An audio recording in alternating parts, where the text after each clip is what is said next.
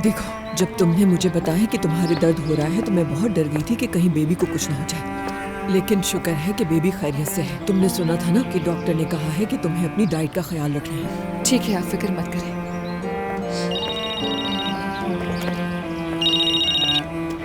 Hello जी हाँ, मैंने सुबह कॉल की थी आपको सेक्रेटरी की जॉब के लिए, पर आपने रिसीव नहीं की। नहीं, कंप्यूटर का नहीं मालूम, लेकिन टाइपिंग अच्छी आती है मुझे।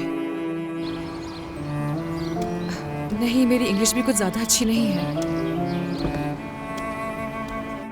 यानी आपको सिर्फ स्किल्ड एम्प्लॉय ही चाहिए। ठीक है, कोई बात नहीं, शुक्रिया आपका।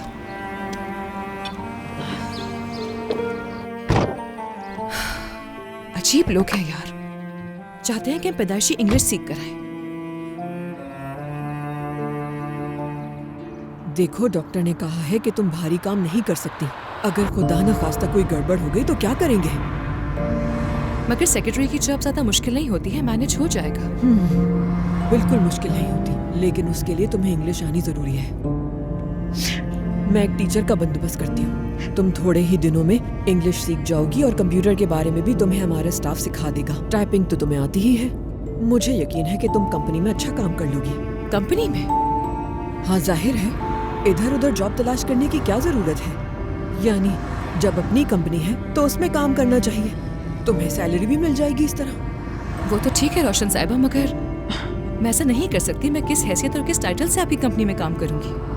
क्या खाली वहाँ घूमने फिरने की सैलरी लूंगी मैं? ऐसा नहीं हो सकता। क्या हो गया है तुर्कान? अभी तुम ही तो कह रही थी कि कोई भी अपनी माँ के पेट से सीख कर नहीं आता है। यही कहा था ना?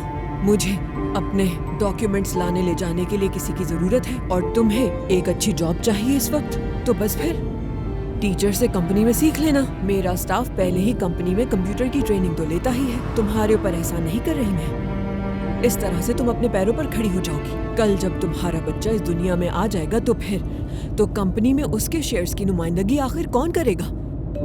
जाहिर है तुम करोगी। तुर्कान, मेरी बात समझने की कोशिश करो। मैं उज़ैर से जल्द ही अपने शेयर्स खरीद लूंगी। उसके बाद अपने पोते के शेयर्स मैं तुम्हें दे दूंगी और एक मुआहिदा भी करूंगी मैं कि जिससे मेरे पोते का मुस्तकबिल महफूज रहे।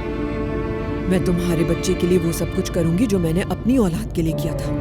देखो, किरास के कंपनी में 10% शेयर्स हैं। तुम्हारे बच्चे के 15% शेयर्स बनेंगे क्योंकि वो लड़का है।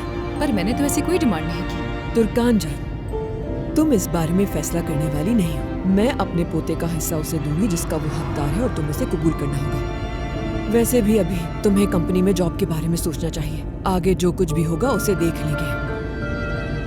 मैंने सुबह बात की थी अपने बाबा से और भी कई जगहों पर इंटरव्यूज की बात की है। कुछ ना कुछ हो जाएगा। तुर्कान, मैंने तुम्हें पहले भी कहा था कि तुम इस तरह आर्जी मुलाजमतों के साथ सही काम नहीं कर सकोगी। कहाँ ड्रॉप करना है तुम्हें? मेरी अम्मी के घर। तुर्कान की अम्मी के घर ले चलो तैफ।